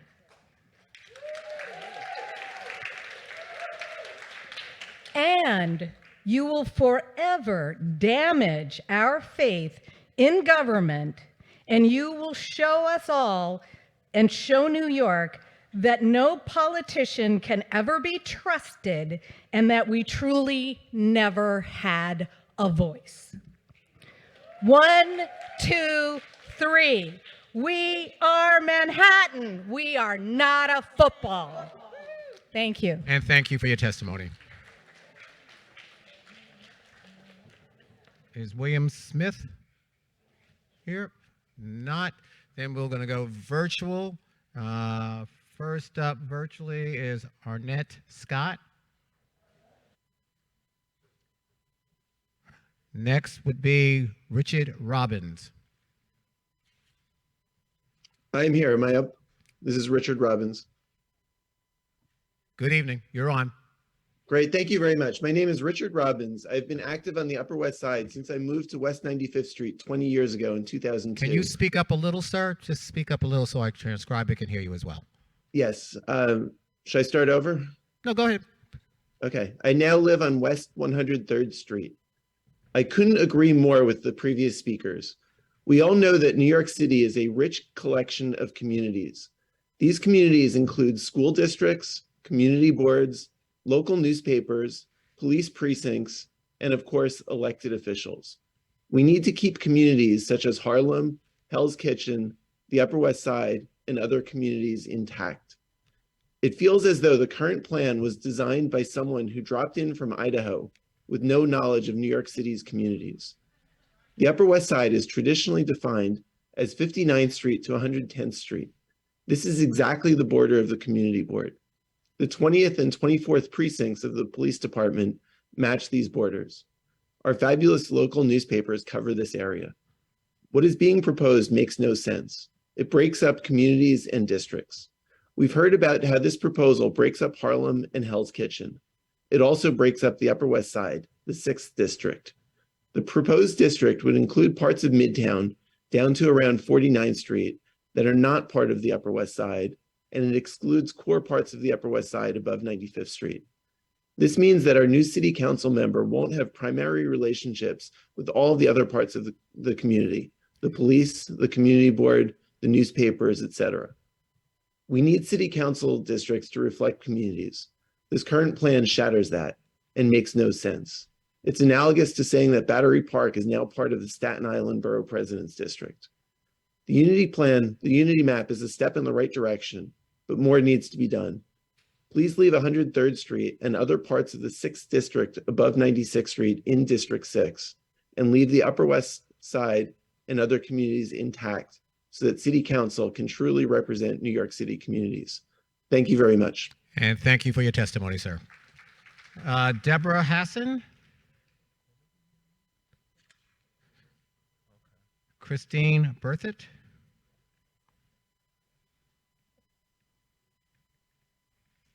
Eric Burson.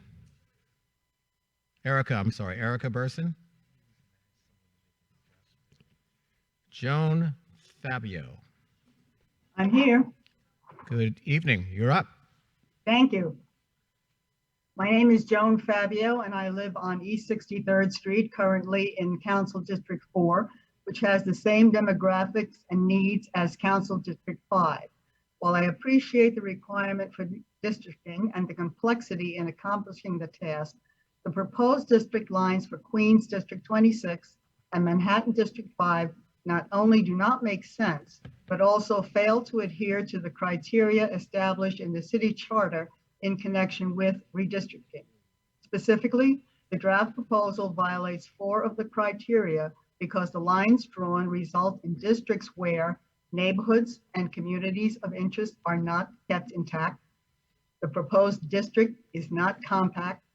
The proposed district results in an extreme crossover district, and the proposed district is very oddly shaped. The proposed district lines for Manhattan District 5 do not make sense because they present a completely unworkable representation of a bifurcated, densely populated, sprawling campus of medical and research facilities.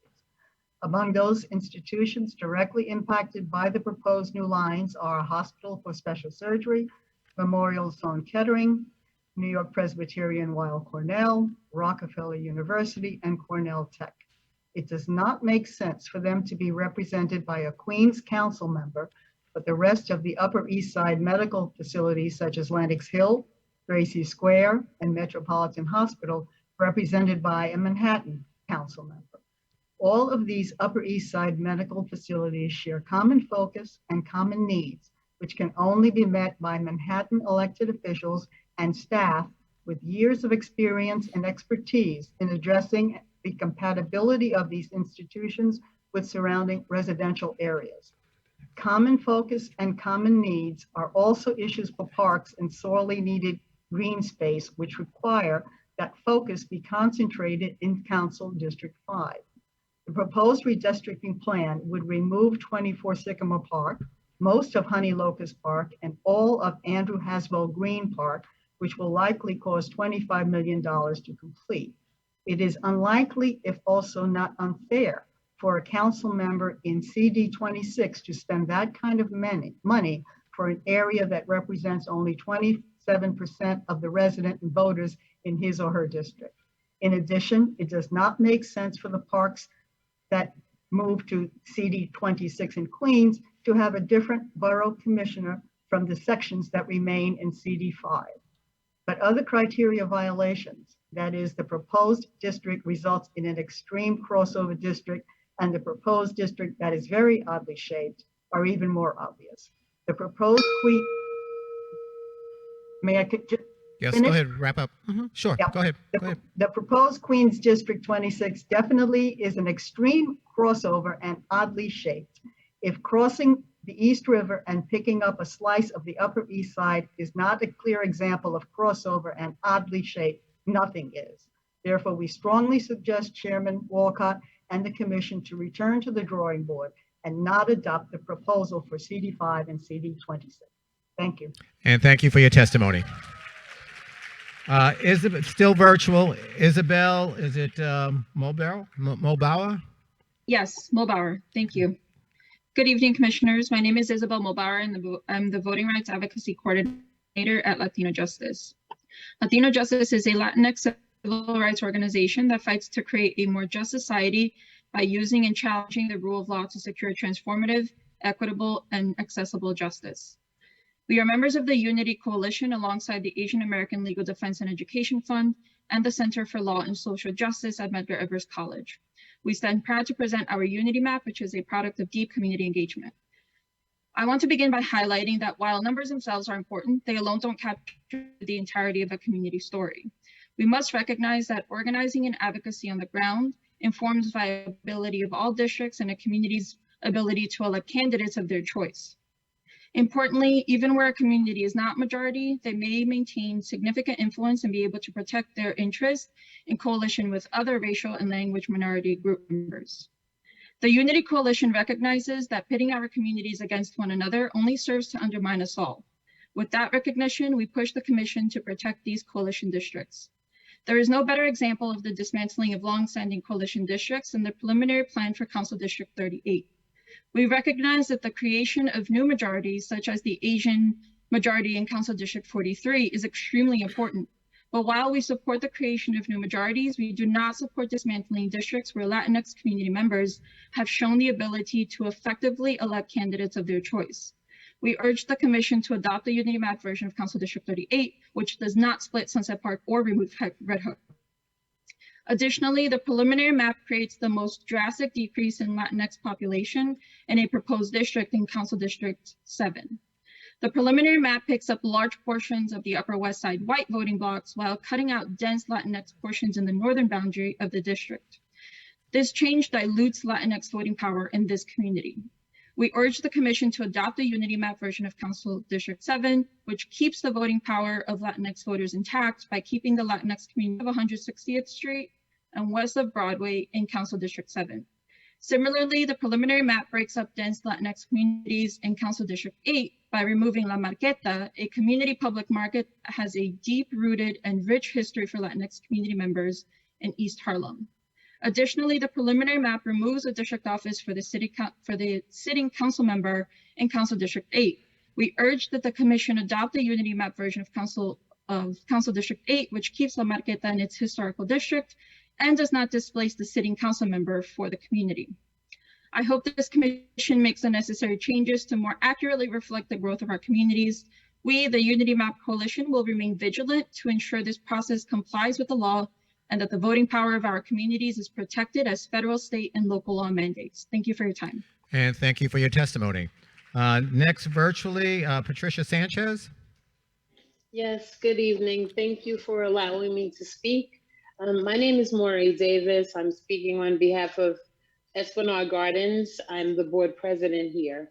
I would just like to say, listening to the testimony, for the large part, I think everyone here, their communities are starting to feel like we're at a chop shop and our communities are just being split up however, whatever parts someone wants to take away. Our issue in Central Harlem is that a large group, a cluster of residents will be moved out, which is from the Polo Grounds and Rangel houses. And these developments are a really historical part of Central Harlem. So I'm going to echo the sentiments of so many who have testified tonight that we would like our communities to stay intact. It's really disheartening that people are just doing calculations and not really taking into consideration the true essence of our communities and just see numbers. So I really hope that this commission will consider the communities and listen to the pleas that they're outpouring to your group, and really take that into consideration and have a change of heart and mind about this, because this is really going to be more disruptive. And Harlem have changed and have gone through a great transformation, and it's an extremely diverse community. But with all of that being the case, we would like to remain whole. So thank you for this time, and have a good evening. Hopefully everyone will allow their conscience to be their guide. And thank you for your testimony. We'll go back in person now, and we'll start with May Lee.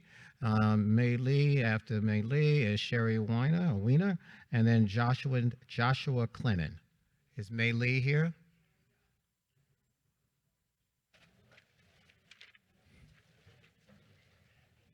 And again, both mics are live, so others can start to line up. Hello, good evening.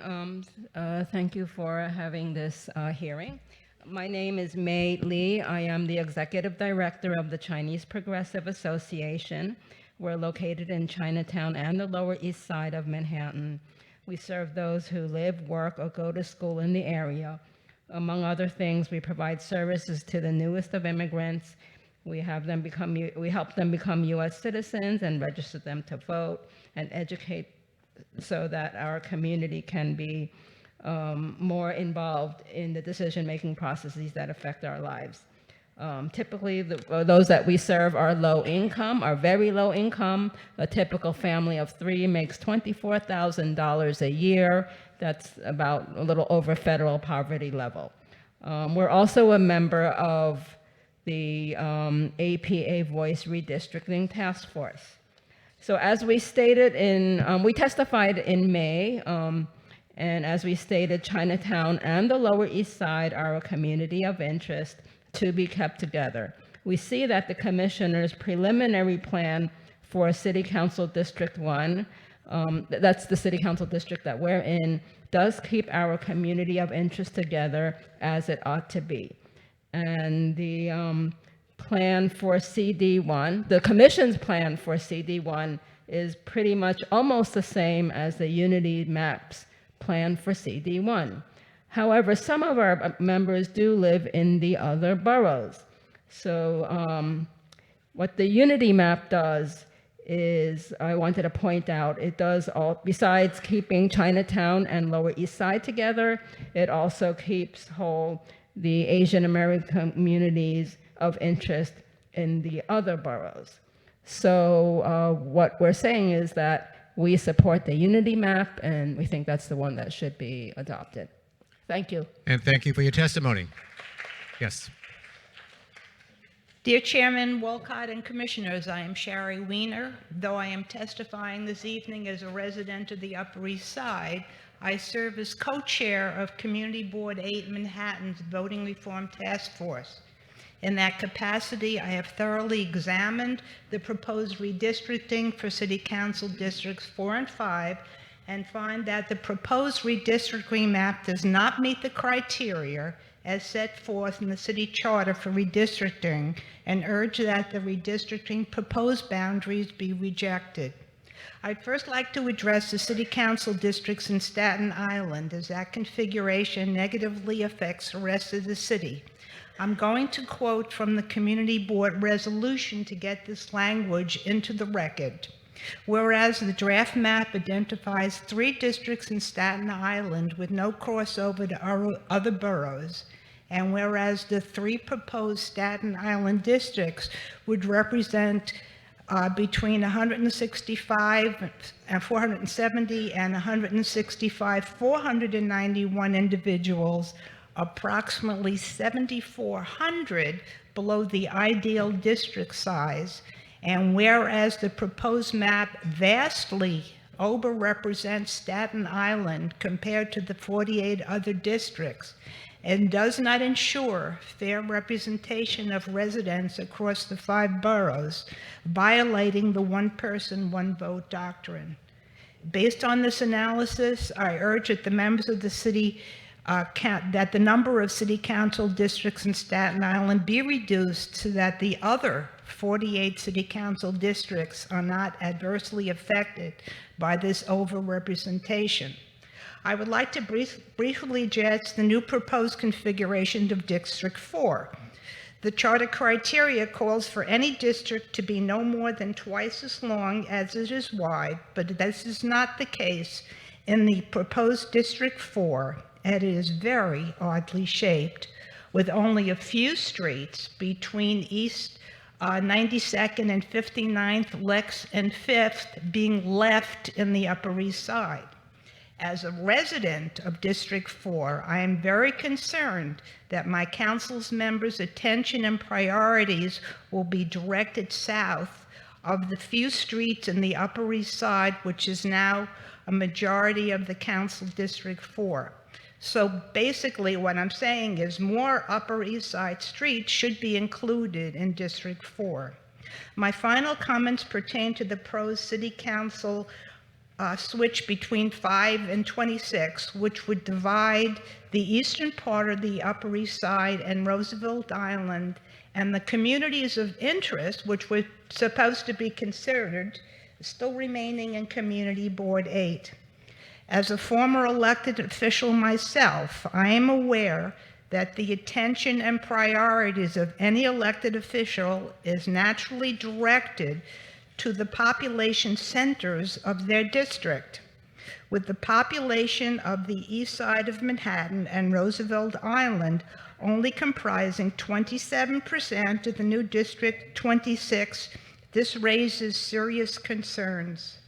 My fear is that the residents of the eastern side of Manhattan and Roosevelt Island will not receive the services, share of discretionary funding, and attention to their priorities that they deserve, since they are only a quarter of the total population of Queens District 26.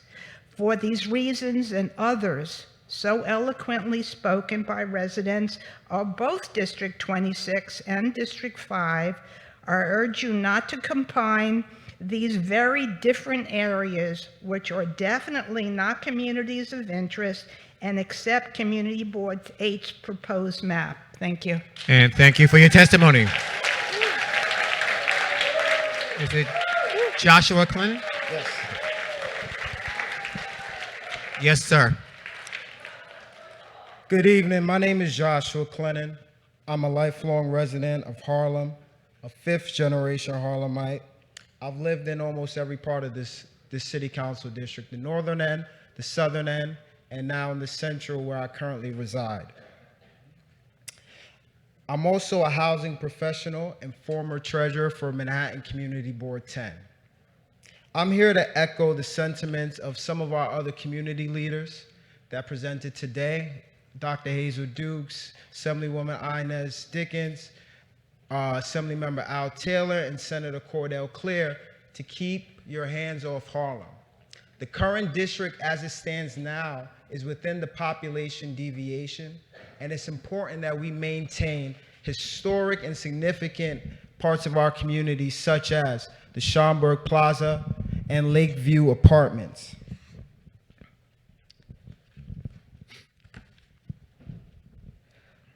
While some suggest that by removing these neighborhoods, the council district will somehow attain a plurality of African American voters, I believe the numbers do not support that fact. I think with the current district that we have now, we already have a plurality of African American voters.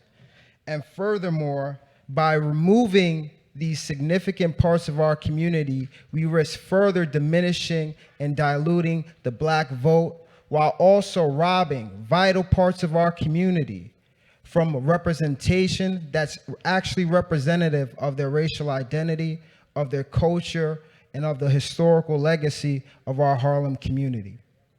Harlem is a village, and in a village, no one gets left behind.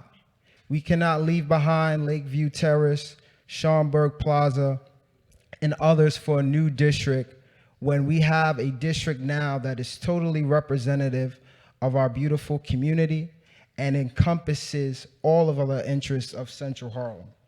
So I'm here to ask this commission to please consider maintaining Harlem as it is now. Do not divide our community. Maintain all of the neighborhoods and developments that are in Harlem and make us the community, the strong, vibrant, thriving community that we are today. Thank you. Thank you for your testimony, sir. Next would be Asher Ross, if not Christine Gorman, and then LeClaire Glover. Be careful.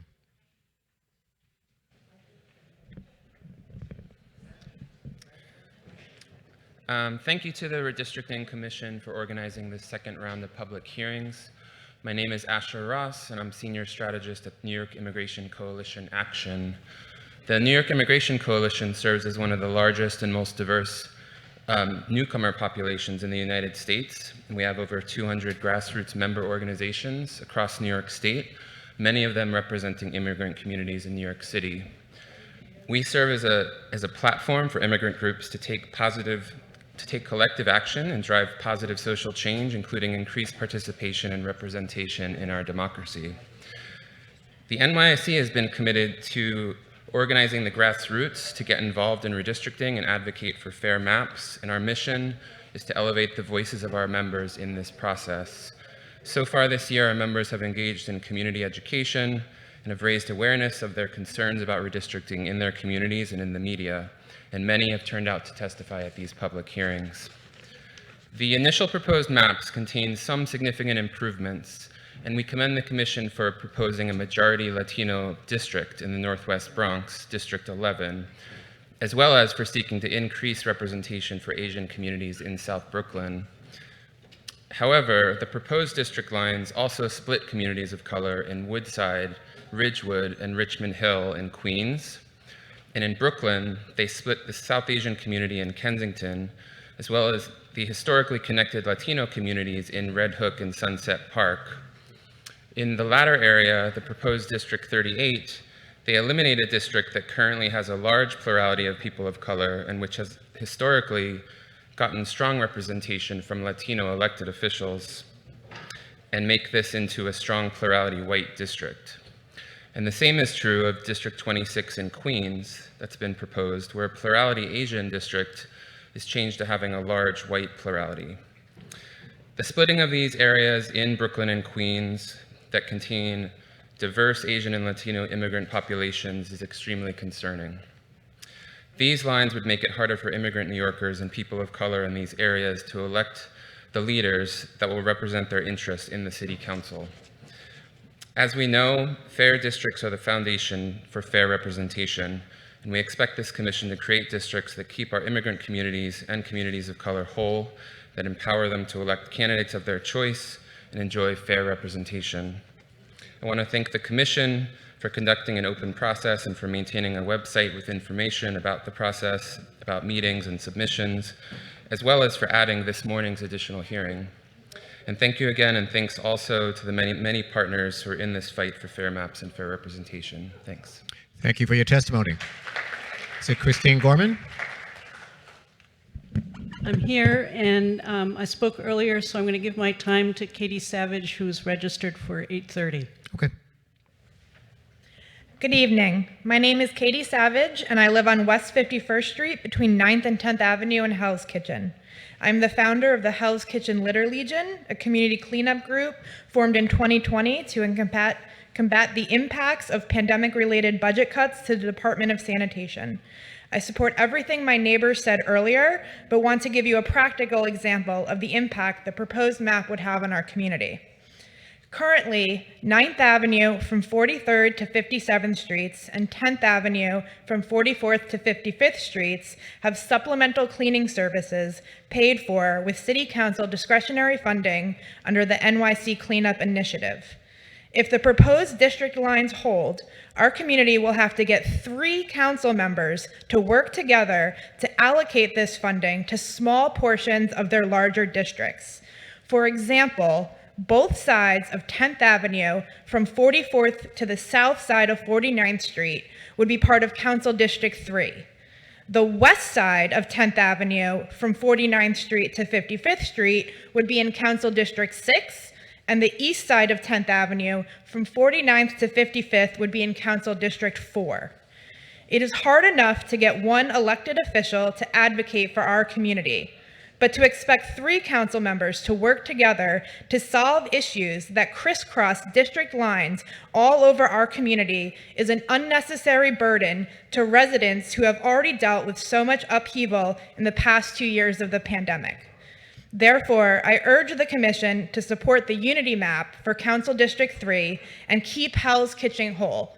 Thank you for your time. And thank you for your testimony. Leclaire Glover? If not, before we go virtual, Jennifer Rabb.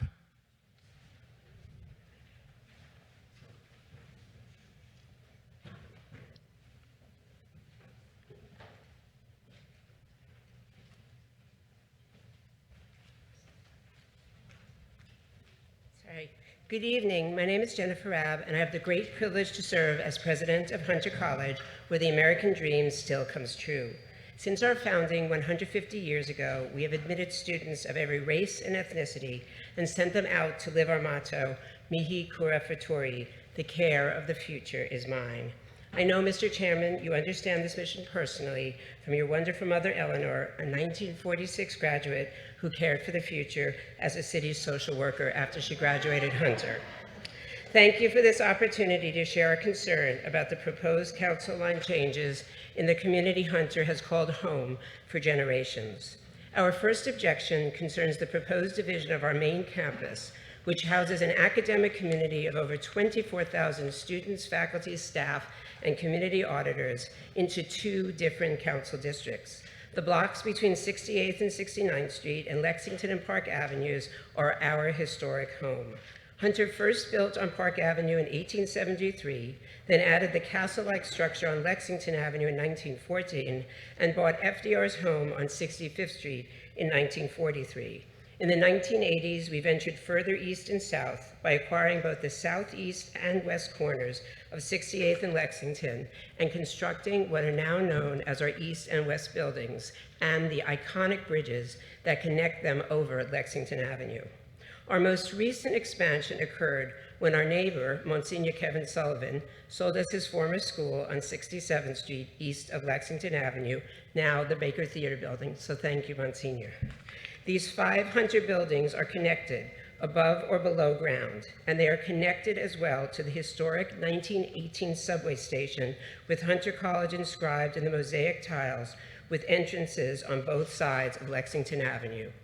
Hunter College is deeply troubled that our main campus would be separated into 2 different council districts. Our famous Lexington Avenue Skybridge, which connects our campus, would function as a kind of border crossing, not only between our west and east buildings, but between the proposed council districts 4 and 5 as well. The east and west and Baker buildings would be in District 5, as would the uptown platform of the 68th Street Lexington line. The west building, as well as our 2 other 68th Street structures, would be in District 4. Commissioners, our main campus constitutes a distinct community of interest that we believe must be kept intact. This proposal to divide our campus violates criteria set forth in City Charter Section 52, as described more fully in our submitted written testimony. We love our iconic bridge spanning Lexington Avenue, but frankly, turning it into a bridge between council districts is simply a bridge too far. Our second objection to the proposed map concerns the placement of Hunter's 2 newest and easternmost Manhattan properties into a new District 26, which primarily covers Queens. Hunter owns and has 12 scientists working on the 4th floor of Weill Cornell's Belfer Research Building on 69th Street east of 1st. Also on 74th and York, Hunter has built a foundation shared with Memorial Sloan Kettering, on which we plan to soon finish constructing a new nursing and science building. On the draft map, these 2 vital extensions of Hunter's main campus are in Queens Council District 26, which establishes a crossover district between Queens and Manhattan. This proposal would force an impractical and uncomfortable connection between the East Side Medical and Science Research Corridor, of which Hunter is a significant participant, and a predominantly Queens district, which has its own unique needs and priorities. We strongly believe that Hunter belongs in this important medical and science corridor, which includes Weill Cornell, Memorial Sloan Kettering, Hospital Special Surgery, and New York Hospital, and that this medical and science corridor needs to be represented in the council from within the borough of Manhattan. It is crucial that we have the opportunity to build on these significant partnerships with a council representative focused on this health and scientific mission. While we would prefer to have all our Upper East Side properties in one council district, if that is not possible, the practical difficulties of having a 2-borough Queens-Manhattan district cannot be ignored. Therefore, Hunter strongly opposes moving the Upper East Side Medical and Science Research Corridor, a powerhouse in the biomedical research sector of which we are proud to be a part, into Queens. To conclude, the city charter stipulates that the preservation of communities of interest is a criterion that the district and commission must consider. We believe that the current proposal does not meet that standard. It unnecessarily splits our main campus into 2 districts and puts our Upper East Side campus into 3 districts, one of which is mostly in another borough. For these reasons, Hunter College urges the Commission not to adopt the currently proposed lines for Manhattan Districts 4 and 5, as well as Queens District 26. We ask that you embrace the Hunter motto and care for our future in Manhattan by keeping Hunter within its historic neighborhood and partnership community. Thank you for considering our concerns. And thank you for your testimony. We'll go virtual now. And first up is Japheth Parrish Wright.